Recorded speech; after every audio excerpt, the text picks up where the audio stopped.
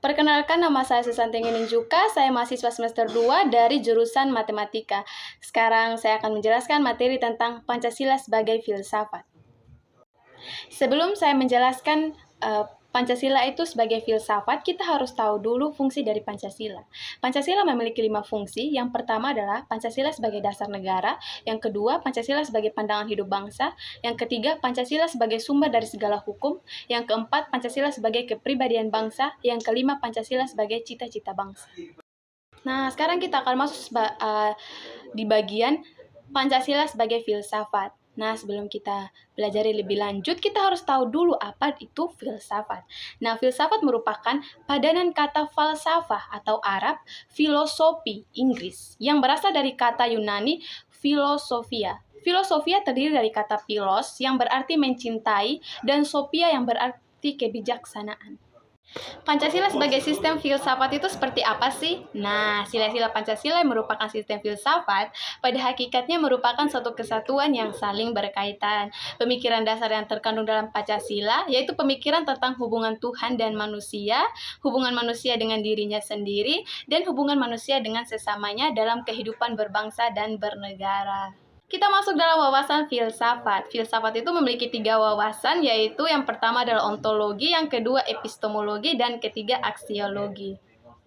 Dan sekarang akan menjelaskan pengertian ontologi itu apa, epistemologi itu apa, dan aksiologi itu seperti apa. Nah, pengertian dari ontologi. Ontologi adalah cabang ilmu filsafat yang membahas tentang sifat atau wujud atau fenomena yang sudah ada secara konkret. Sedangkan epistemologi adalah cabang filsafat yang menyelidiki asal, syarat, susunan, metode, dan validitas ilmu pengetahuan.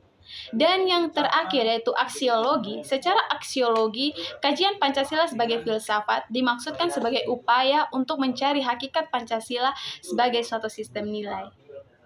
Pancasila sebagai filsafat secara ontologis itu seperti apa sih? Dan secara epistemologis itu seperti apa? Dan secara ontologis itu seperti apa? Nah, saya akan menjelaskan Pancasila sebagai filsafat secara ontologis dimaksudkan sebagai upaya untuk mengetahui hakikat dasar dari sila-sila Pancasila secara mendetail.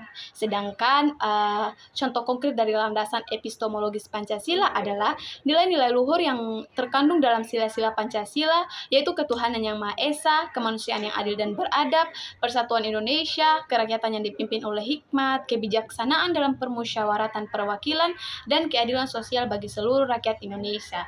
Dan kemudian Pancasila sebagai filsafat secara ontologis pada hakikatnya juga merupakan sistem nilai.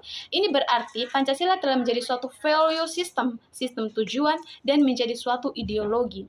Oleh karena itu, Pancasila harus memiliki unsur normativitas, terutama dalam kedudukannya sebagai sistem nilai. Jadi, kesimpulan dari materi Pancasila sebagai filsafat adalah ketiga cabang kajian filsafat yang ada ternyata saling melengkapi satu sama lain. Jika ontologi mempelajari hakikat keberadaan sesuatu, maka epistemologi akan mempelajari bagaimana cara memperoleh pengetahuan tentang hal itu. Lalu, aksiologi akan menjelaskan guna dari pengetahuan yang diperoleh. Saya tutup materi ini dengan sebuah motivasi dari Nelson Mandela, pendidikan adalah senjata paling ampuh yang dapat digunakan untuk mengubah dunia.